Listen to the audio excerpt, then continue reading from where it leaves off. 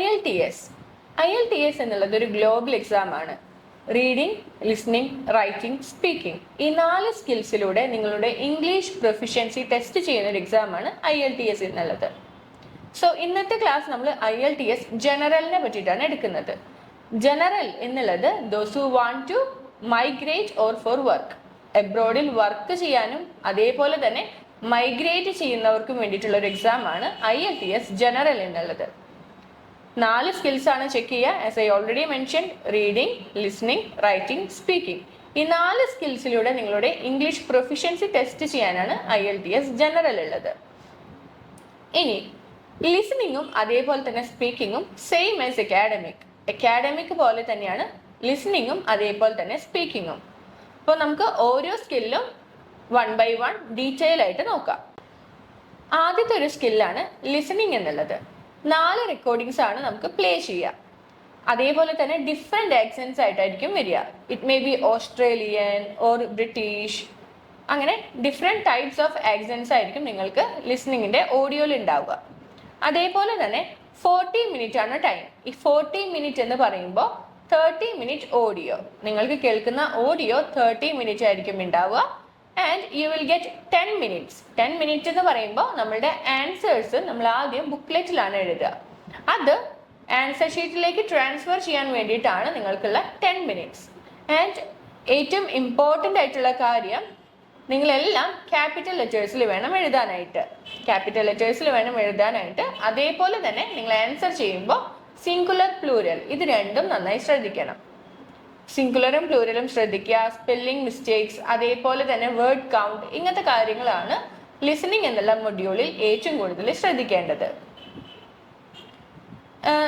പല type of questions ആയിരിക്കും നിങ്ങൾക്ക് ലിസണിങ്ങിൽ ഉണ്ടാവുക. For example, you will get fill in the blanks, multiple choice, അതല്ലെങ്കിൽ മാപ്പ് ഓർ ഡയഗ്രാം ലാബിലിംഗ്, അതേപോലെ തന്നെ മാച്ചിങ് ഇൻഫോർമേഷൻ, ഇങ്ങനെ ഡിഫറെൻറ്റ് ടൈപ്സ് ഓഫ് ക്വസ്റ്റ്യൻസ് ആയിരിക്കും നിങ്ങളുടെ ലിസണിങ് ടെസ്റ്റിൽ നിങ്ങൾക്ക് ഉണ്ടാവുക.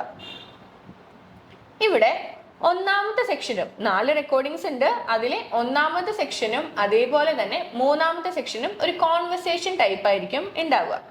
ഫോർ എക്സാമ്പിൾ, ഇപ്പോൾ ഒരു പോലീസ് ഓഫീസറും വുമണും തമ്മിലുള്ളത്, ഒരു ട്യൂട്ടറും സ്റ്റുഡൻറ്റും തമ്മിലുള്ളത്, അല്ലെങ്കിൽ ഒരു അക്കാഡമിക് കൗൺസിലറും സ്റ്റുഡൻറ്റും തമ്മിലുള്ള ഇങ്ങനെയുള്ള ഒരു കോൺവെർസേഷൻ ടൈപ്പ് ആയിരിക്കും നിങ്ങളുടെ ഫസ്റ്റും തേർഡും കോൺവെർസേഷൻ ടൈപ്പിലായിരിക്കും. ഇനി second section and fourth section, ഈ 2 സെക്ഷനും മോണോലോഗ് ആയിരിക്കും. അതായത് 1 person speaking. It may be A speech, ഒരു സ്പീച്ച് കൊടുക്കുന്നത് പോലെ ആയിരിക്കാം, അതല്ലെങ്കിൽ ഒരു ലെക്ചർ കൊടുക്കുന്നത് പോലെ ആയിരിക്കാം നിങ്ങളുടെ ലിസണിങ്ങിലുള്ള സെക്കൻഡും ഫോർത്തും സെക്ഷൻസ്. ഓരോ സെക്ഷനിലും 10 ക്വസ്റ്റ്യൻസ് ആണ് ഉണ്ടാവുക. ഓരോ സെക്ഷനിലും 10 ക്വസ്റ്റ്യൻസ് വെച്ചിട്ടാണ്. അങ്ങനെ 40 ക്വസ്റ്റ്യൻസ് ആണ് നിങ്ങൾക്ക് ഉണ്ടാവുക. സോ ഔട്ട് ഓഫ് 40 ആണ് നിങ്ങൾക്കുള്ള മാർക്ക് വരിക. ഈ ഔട്ട് ഓഫ് 40യിൽ നിങ്ങൾക്ക് എത്ര കിട്ടുന്നോ അതിനോട് റിലേറ്റ് ചെയ്തിട്ടുള്ള ബാൻഡ് സ്കോർ ആയിരിക്കും നിങ്ങളുടെ IELTSൽ പബ്ലിഷ് ചെയ്യുക. For example, if you get 30 out of 40, your band score is 7. ഇങ്ങനെ നമുക്കറിയാം ഓരോ കൺട്രീസും ഓരോ സ്കോറാണ് പറയുന്നത്. അപ്പം നിങ്ങളുടെ ബാൻഡ് സ്കോറിന് എത്ര വേണം അതിനനുസരിച്ചിട്ടുള്ള മാർക്ക് നിങ്ങൾ സ്കോർ ചെയ്യണം. 30 കിട്ടിക്കഴിഞ്ഞാൽ നിങ്ങൾക്ക് ബാൻഡ് സ്കോർ അപ്പുറത്ത് 7 ആണ് കിട്ടുക. ഇപ്പം ഇതേപോലെ ഇപ്പോൾ 27 കിട്ടിക്കഴിഞ്ഞാൽ 6.5, ഇങ്ങനെ ഡിഫറെൻറ്റ് സ്കോറിങ്സും ബാൻഡ് സ്കോർസും ഉണ്ട്.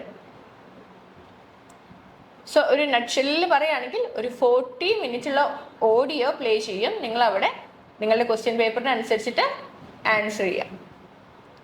ആൻഡ് നെക്സ്റ്റ് സെക്ഷൻ എന്നുള്ളത് നമുക്ക് റീഡിങ് നോക്കാം. റീഡിങ് അക്കാഡമിക്കിനും ജനറലിനും ഡിഫറെൻ്റ് ആണ്. ജനറലിനെ കുറച്ചും കൂടി ന്യൂസ് പേപ്പേഴ്സ്, ആർട്ടിക്കിൾസ് ഇങ്ങനെയുള്ള കാര്യങ്ങളിൽ നിന്നായിരിക്കും പാസേജസ് വരിക. ഒരു 5 പാസേജ് ആയിരിക്കും ഉണ്ടാവുക. അപ്പോൾ ആദ്യത്തെ 4 പാസേജിലും നിങ്ങൾക്ക് ഒരു 8 ക്വസ്റ്റ്യൻസ് വെച്ചിട്ടായിരിക്കും ഉണ്ടാവുക. Last passage you will get 13 or 14 questions. ആദ്യത്തെ പാസേജിലൊക്കെ ഈ ഫിൽ ഇൻ ദ ബ്ലാങ്ക്സ്, അല്ലെങ്കിൽ true or false or not given, ഇങ്ങനത്തെ ക്വസ്റ്റ്യൻസ് ആയിരിക്കും തന്നിട്ടുണ്ടാവുക. റീഡിംഗ് എന്നുള്ളത് 60 മിനിറ്റ് ആണ് ടൈം പീരീഡ്. 1 മണിക്കൂറാണ് നിങ്ങൾക്ക് റീഡിംഗ് ചെയ്യാനുള്ള ടൈം കിട്ടുക. ആൻഡ് 40 ക്വസ്റ്റ്യൻസ് ആയിരിക്കും ഉണ്ടാവുക. ലിസണിങ് പോലെ തന്നെ റീഡിങ്ങിലും 40 ക്വസ്റ്റ്യൻസ് ആണ് ഉണ്ടാവുക. അപ്പോൾ ഓരോ ക്വസ്റ്റ്യനും ഓരോ മാർക്ക്, അങ്ങനെ 40 മാർക്കിലാണ് നിങ്ങൾക്ക് എക്സാം. IELTS ജനറലിന്റെ സ്കോറിങ്ങിൽ കുറച്ച് വ്യത്യാസമുണ്ട്. നമ്മൾ പറഞ്ഞു 30 കിട്ടി കഴിഞ്ഞാൽ ലിസണിങ്ങിൽ 7 ആണ്. അതേപോലെ തന്നെ അക്കാഡമിക് റീഡിങ്ങിലും 30 കിട്ടി കഴിഞ്ഞാൽ നിങ്ങൾക്ക് ബാൻഡ് സ്കോർ 7 ആണ് വരിക. പക്ഷേ ജനറൽ റീഡിങ്ങിൽ 34 അല്ലെങ്കിൽ 35 കിട്ടിയാലാണ് നിങ്ങൾക്ക് ബാൻഡ് സ്കോർ 7 കിട്ടുക. സോ ബാൻഡ് സ്കോറിംഗിൽ കുറച്ച് വ്യത്യാസമുണ്ട് ജനറലും അക്കാഡമിക്കും തമ്മിൽ. ജനറലിൽ സ്കോർ കുറച്ചും കൂടി കൂടുതൽ കിട്ടിയാൽ മാത്രമേ നിങ്ങൾക്ക് റിക്വയർഡ് ആയിട്ടുള്ള ബാൻഡ് സ്കോർ അച്ചീവ് ചെയ്യാൻ പറ്റുള്ളൂ. As it for migration and work നമുക്ക് കമ്മ്യൂണിക്കേഷൻ കുറച്ചും കൂടി ഇമ്പോർട്ടൻ്റ് ആണ്. അതേപോലെ തന്നെ റീഡിങ്ങിൽ കുറച്ചും കൂടി സ്കോർ നിങ്ങൾക്ക് കിട്ടണം. ആൻഡ് റീഡിംഗ് എന്ന് പറയുമ്പോൾ നമുക്ക് 60 മിനിറ്റ് ആണ് ടൈം പീരീഡ്. 40 ക്വസ്റ്റ്യൻസ് ഉണ്ട്. ഡിഫറെൻറ്റ് ടൈപ്സ് ഓഫ് ക്വസ്റ്റ്യൻസ് ആണ് നമുക്ക് വരിക. True or false or not given ഉണ്ടായിരിക്കാം. അതേപോലെ തന്നെ മാച്ചിങ് ഹെഡിങ്സ് ഉണ്ടായിരിക്കാം, മാച്ചിങ് ഇൻഫോർമേഷൻ ഉണ്ടാവും, സെന്റൻസ് കംപ്ലീഷൻ ഉണ്ടാവാം, മൾട്ടിപ്പിൾ ചോയ്സ് ഉണ്ടാവാം. ഇങ്ങനെ ഡിഫറെൻറ്റ് ടൈപ്സ് ഓഫ് ക്വസ്റ്റ്യൻസ് ആയിരിക്കും നിങ്ങൾക്ക് ഉണ്ടാവുക. ഇവിടെയും നിങ്ങൾ ശ്രദ്ധിക്കേണ്ട കാര്യമാണ് വേർഡ് കൗണ്ട്. ഇൻസ്ട്രക്ഷൻസ് തന്നതുപോലെ തന്നെ നിങ്ങളുടെ വേർഡ് കൗണ്ട് നോക്കുക. നോ മോർ ദാൻ 2 വേർഡ്സ് ആണോ, 1 വേർഡ് ഓൺലി ആണോ, അങ്ങനെ നിങ്ങളുടെ ഇൻഫോർമേഷൻ, നിങ്ങളുടെ ഇൻസ്ട്രക്ഷൻ എന്താണോ തന്നിട്ടുള്ളത് അതിനനുസരിച്ചിട്ട് വേണം നിങ്ങൾ ആൻസർ അവിടെ ചെയ്യാൻ വേണ്ടിയിട്ട്. And focus on singular and plural. Singular വേണ്ടിടത്ത് മാത്രം നിങ്ങൾ സിംഗുലർ എഴുതുക. അപ്പൊ അതിനു വേണ്ടിയിട്ട് നിങ്ങൾ ആദ്യം എന്ത് ചെയ്യണം? ക്വസ്റ്റ്യൻസ് പ്രോപ്പർ ആയിട്ട് വായിക്കണം. അവിടെ സിംഗുലർ ആണോ പ്ലൂരൽ ആണോ സ്യൂട്ട് ആവുക എന്ന് നോക്കി ക്വസ്റ്റ്യൻസ് പ്രോപ്പർ ആയിട്ട് വായിച്ചിട്ട് വേണം നിങ്ങൾ അവിടെ ആൻസർ എഴുതാനായിട്ട്. നിങ്ങളുടെ ജനറൽ റീഡിങ് കുറച്ചുകൂടി ഷോർട്ട് ആയിട്ടുള്ള ടെക്സ്റ്റ് ആയിരിക്കും. അഡ്വർടൈസ്മെന്റ്, ആർട്ടിക്കിൾസ്, ന്യൂസ് പേപ്പർ, ഇങ്ങനെ വളരെ ഷോർട്ട് ആയിട്ടുള്ള ടെക്സ്റ്റ് ആയിരിക്കും നിങ്ങൾക്ക് തന്നിട്ടുണ്ടാവുക. അതിൽ നിന്ന് കണ്ടെത്തൽ ഈസി ടാസ്ക് ആണ്. കുറച്ച് കൺഫ്യൂഷൻസ് ഒഴിവാക്കി കഴിഞ്ഞാൽ ഭയങ്കര ഈസി ആയിട്ട് നിങ്ങൾക്ക് ജനറൽക്കാർക്ക് റീഡിങ് ചെയ്യാൻ പറ്റും.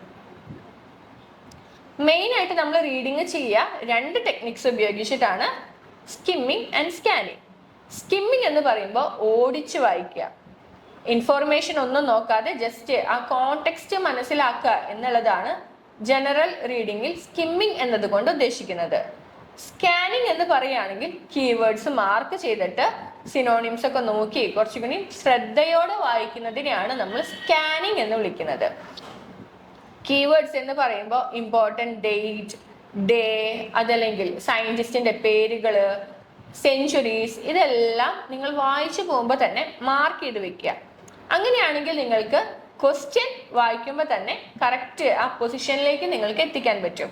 അപ്പോൾ വായിക്കുമ്പോൾ തന്നെ നിങ്ങൾ ചെയ്യേണ്ട ഒരു കാര്യമാണ് ഇമ്പോർട്ടൻ്റ് ആയിട്ടുള്ള ഡേറ്റ്, ഡേയ്സ്, പേരുകൾ, അല്ലെങ്കിൽ വല്ല റെവല്യൂഷൻ ഉണ്ടായിട്ടുണ്ടെങ്കിൽ അത്, അങ്ങനെ എല്ലാ കാര്യങ്ങളും അപ്പം തന്നെ മാർക്ക് ചെയ്ത് പോവുക. സോ ഇതാണ് നമുക്ക് റീഡിങ്ങിൽ എടുക്കാനുള്ളത്. ഇനി റൈറ്റിംഗ്. റൈറ്റിംഗ് 1ഉം റൈറ്റിംഗ് 2ഉം ഉണ്ട്. ജനറലിൽ റൈറ്റിംഗ് 1 എന്ന് പറയുമ്പോൾ അത് ലെറ്റർ റൈറ്റിംഗ് ആണ്. ലെറ്റർ റൈറ്റിംഗ് നമുക്ക് 3 ടൈപ്പ് ലെറ്റേഴ്സ് ആണ് മെയിൻ ആയിട്ട് ഉണ്ടാവുക. Formal, informal and semi formal. അപ്പോൾ ഈ 3 ടൈപ്പിലും നമുക്ക് 7 സ്റ്റെപ്പാണ് മെയിൻ ആയിട്ട് റൈറ്റിംഗിൽ വേണ്ടത്. ഏത് ടൈപ്പ് ഓഫ് എസ്സേ വന്നാലും ഈ 7 സ്റ്റെപ്പ് വേണം നിങ്ങളുടെ റൈറ്റിംഗിൽ ഉണ്ടായിരിക്കാൻ. റൈറ്റിംഗ് ടാസ്ക് 1ൽ നമുക്ക് 7 സ്റ്റെപ്പ് നിർബന്ധമായിട്ട് വേണം. അതിപ്പോൾ ഫോർമൽ ആണെങ്കിലും സെമി ഫോർമൽ ആണെങ്കിലും അതേപോലെ തന്നെ ഇൻഫോർമൽ ആണെങ്കിലും ഈ 7 സ്റ്റെപ്പും നിങ്ങളുടെ റൈറ്റിംഗിൽ ഉണ്ടായിരിക്കണം. അപ്പൊ ആദ്യത്തെ സ്റ്റെപ്പ് എന്നുള്ളത് സല്യൂട്ടേഷൻ ആണ്.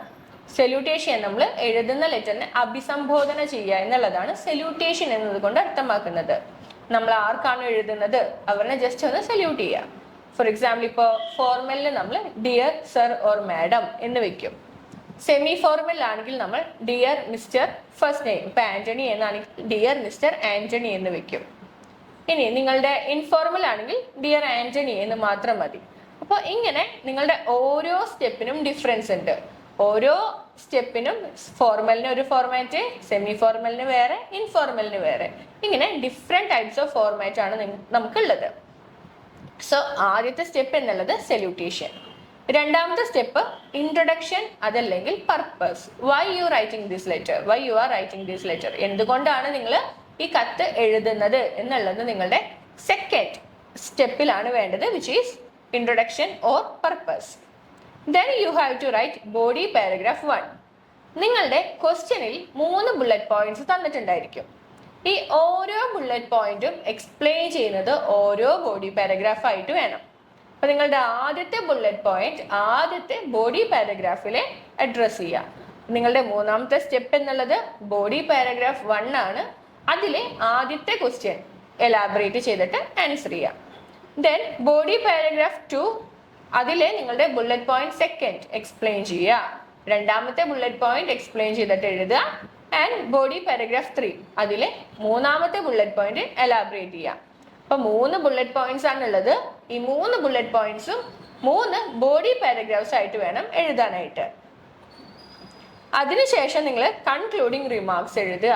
കൺക്ലൂഡിങ് റിമാർക്സ് ഫോർ എക്സാമ്പിൾ ഇപ്പോൾ ഫോർമൽ ആണെങ്കിൽ നമ്മൾ എങ്ങനെ എഴുതും? Looking forward for A favourable response. ഇങ്ങനെ ക്ലോസ് ചെയ്യുന്നതിനെയാണ് നമ്മൾ കൺക്ലൂഡിങ് റിമാർക്സ് എന്ന് എഴുതുന്നത്. And the last one closing salutation. അതല്ലെങ്കിൽ നമുക്കതിനെ കോംപ്ലിമെന്ററി ക്ലോസ് എന്ന് പറയാം. ഇപ്പോൾ ഫോർമൽ ആണെങ്കിൽ നമ്മൾ യൂഷ്വലി യുവേഴ്സ് ഫെയ്ത്ത്ഫുള്ളി എന്നാണ് എഴുതുക. അത് കഴിഞ്ഞാൽ നിങ്ങളുടെ first and second name. Semi formal ആണെങ്കിൽ യുവേഴ്സ് സിൻസിയർലി എന്ന് എഴുതും. ഇനി ഇൻഫോർമൽ ആണെങ്കിൽ യുവേഴ്സ് ലവിംഗ്ലി എന്നോ അങ്ങനെ നമുക്ക് ഇഷ്ടമുള്ളത് ഇൻഫോർമൽ എഴുതാൻ പറ്റും. ചിയേഴ്സ് അങ്ങനെ എന്ത് വേണമെങ്കിലും നമുക്ക് ഇൻഫോർമൽ എഴുതാം. അപ്പൊ ഈ 7 സ്റ്റെപ്പാണ് മെയിൻ ആയിട്ട് നിങ്ങളുടെ ലെറ്റർ റൈറ്റിംഗ് 1 വേണ്ടത്. ഒന്നുകൂടി പറയാം.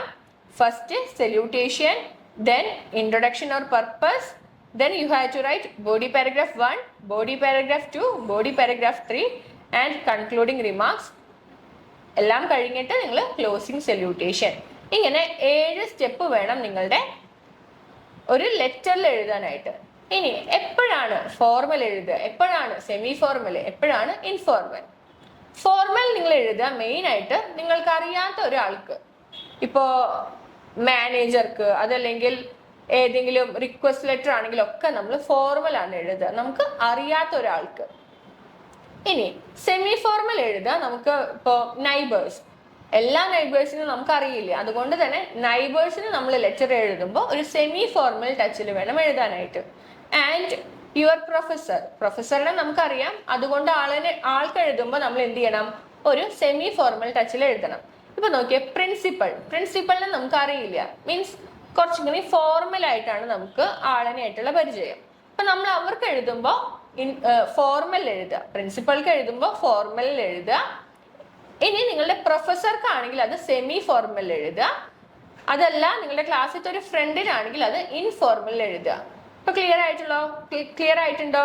അപ്പൊ ഒട്ടും അറിയാത്ത ഒരാൾക്ക്, അതല്ലെങ്കിൽ ഹയർ അതോറിറ്റിയിലുള്ള ഒരാൾക്കാണെങ്കിൽ ഫോർമൽ, കുറച്ചറിയുന്ന ഒരാൾക്കാണെങ്കിൽ നൈബേഴ്സ്, അതല്ലെങ്കിൽ ഇപ്പോൾ യുവർ മാനേജർ എന്ന് തന്നിട്ടുണ്ടെങ്കിൽ നിങ്ങൾക്ക് അറിയുന്നതാണ് നിങ്ങളുടെ മാനേജറിനെ, അങ്ങനെയാണെങ്കിൽ അത് സെമി ഫോർമലിൽ എഴുതുക.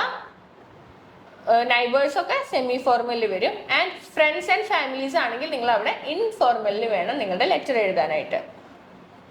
ഒരു ലെറ്റർ റൈറ്റിംഗ് എന്നുള്ളത് 150 വേർഡ്സ് ആണ് നിങ്ങൾ എഴുതേണ്ടത്. 150 വേർഡ്സ്, 7 സ്റ്റെപ്പ്, 20 മിനിറ്റ്സ്, 20 മിനിറ്റിൽ വേണം നിങ്ങൾ എഴുതാനായിട്ട്. അപ്പോൾ 150 വേർഡ്സ് 20 മിനിറ്റിൽ 7 സ്റ്റെപ്പ് വേണം നിങ്ങൾ കവർ ചെയ്യാനായിട്ട്. ഇവിടെ മെയിൻ ആയിട്ട് നിങ്ങൾ ശ്രദ്ധിക്കേണ്ടത് ലാംഗ്വേജ് ആണ്. ഇപ്പൊ ഇൻഫോർമൽ എഴുതുമ്പോൾ നമ്മൾ പൊളൈറ്റ് ആവാൻ പാടില്ല. കുഡ് യു പ്ലീസ് അങ്ങനത്തെ സെന്റൻസ് ഒന്നും നിങ്ങളുടെ ഇൻഫോർമലിൽ വരാൻ പാടില്ല. പക്ഷെ ഫോർമലിൽ അങ്ങനത്തെ ഒക്കെ വരണം. കുറച്ചും കൂടി പൊളൈറ്റ് ആയിട്ട് വേണം നിങ്ങളുടെ ഫോർമൽ റൈറ്റിംഗ് എഴുതാനായിട്ട്. ഇനി സെമി ഫോർമൽ ആണെങ്കിൽ ഫോർമലത്തെ രീതിക്കും എഴുതാം, അതേപോലെ തന്നെ ഇൻഫോർമൽ ആയിട്ടും എഴുതാം. അതാണ് സെമി ഫോർമൽ. ഇത്രയുമാണ് നിങ്ങളുടെ റൈറ്റിംഗ് 1 ശ്രദ്ധിക്കേണ്ടത്. ഇനി അടുത്തത് നമുക്ക് റൈറ്റിംഗ് ടാസ്ക് 2 നോക്കാം. റൈറ്റിംഗ് ടാസ്ക് 2 എന്നുള്ളത് എസ്സേ റൈറ്റിംഗ് ആണ്.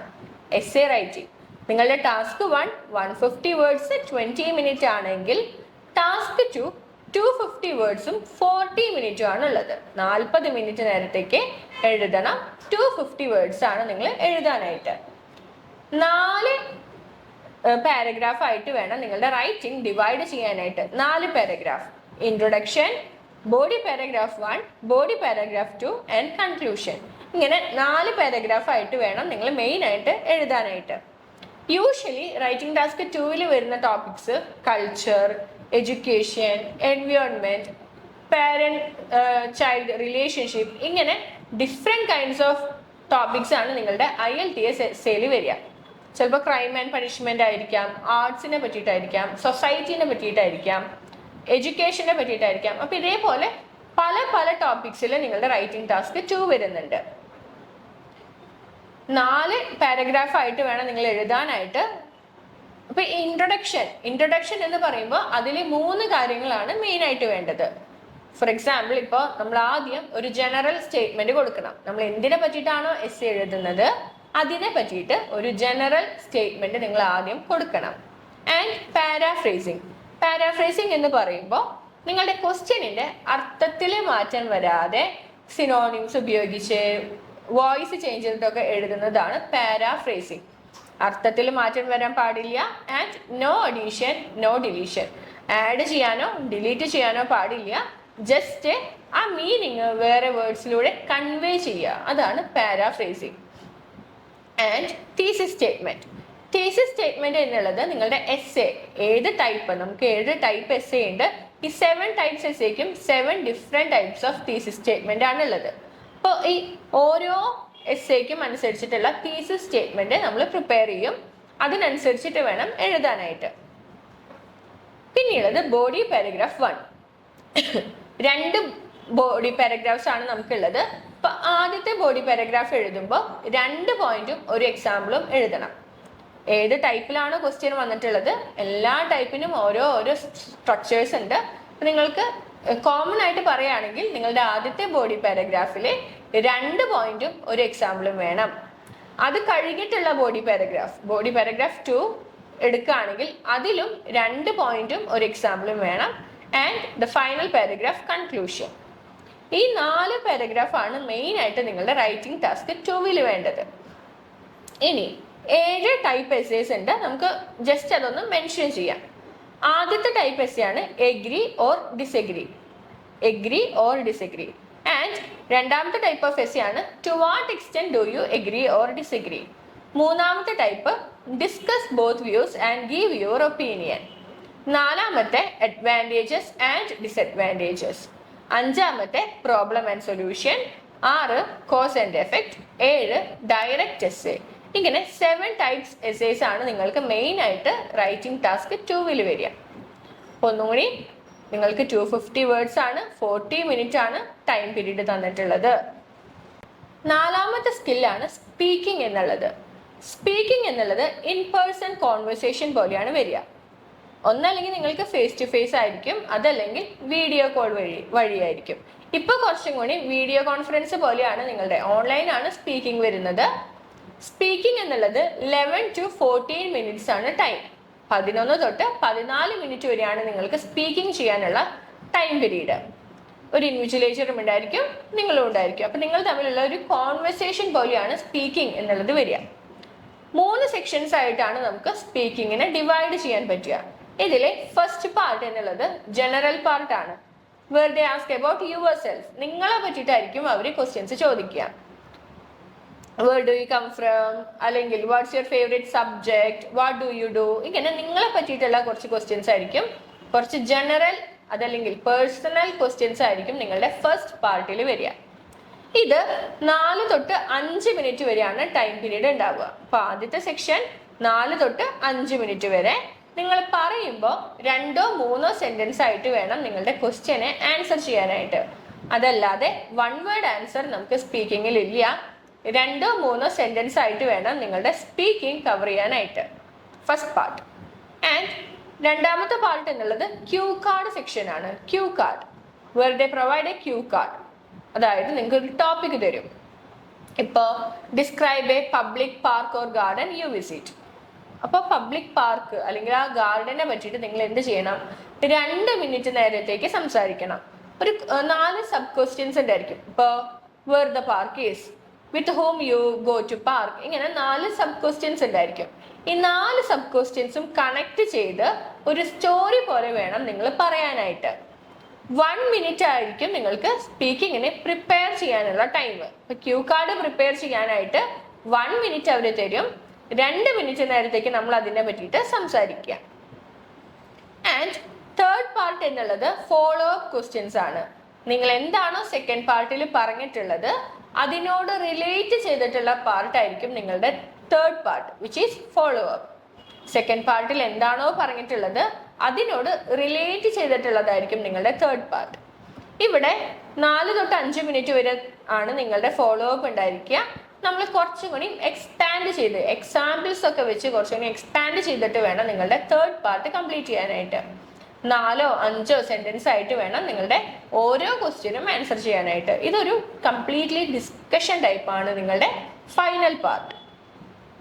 ഈ 3 പാർട്ടാണ് മെയിൻ ആയിട്ടുള്ളത്: general part, cue card and follow up. ഇതിന് 3ന് മുൻപ് ജസ്റ്റ് ഒരു ഇൻട്രൊഡക്ടറി പാർട്ട് ഉണ്ട്, where they ask about your full name, your place, ഇങ്ങനത്തെ കുറച്ച് കാര്യങ്ങൾ ചോദിക്കും. ഫോർ എക്സാമ്പിൾ, ഇപ്പോൾ മെയിൻ ആയിട്ട് അവർ ചോദിക്കുക may I know your full name, അല്ലെങ്കിൽ വാട്ട്സ് യുവർ ഫുൾ നെയിം. അപ്പൊ അവിടെ നമ്മൾ എന്ത് ചെയ്യണം?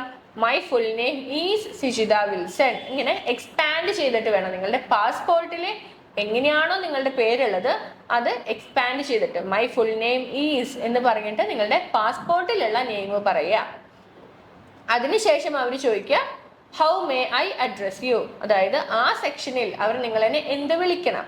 So you can say your first name. എങ്ങനെ? You may address me as Sijitha. നിങ്ങളുടെ ഫസ്റ്റ് നെയിം വെച്ചിട്ട് വേണം നിങ്ങൾ അവിടെ പറയാനായിട്ട്. പിന്നെ അവർ ചോദിക്കുക where do you come from, എവിടെ നിന്നാണ് വരുന്നത്.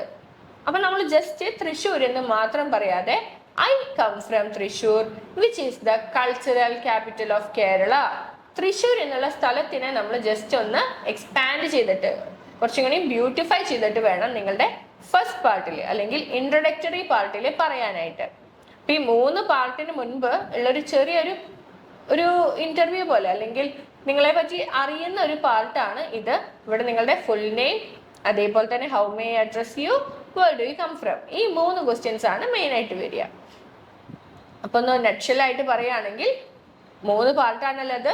11 to 14 മിനിറ്റ്സ് ആണ് ടൈം പീരീഡ്. ഒരു ഇൻ പേഴ്സൺ കോൺവെർസേഷൻ പോലെ ആയിരിക്കും നിങ്ങളുടെ സ്പീക്കിംഗ്. ഇവിടെ മെയിൻ ആയിട്ട് നിങ്ങൾ ശ്രദ്ധിക്കേണ്ടത് ഭയങ്കരമായിട്ട് ഇൻഫോർമൽ ആവാനും പാടില്ല, അതേപോലെ തന്നെ ഭയങ്കരമായിട്ട് ഫോർമൽ ആവാനും പാടില്ല.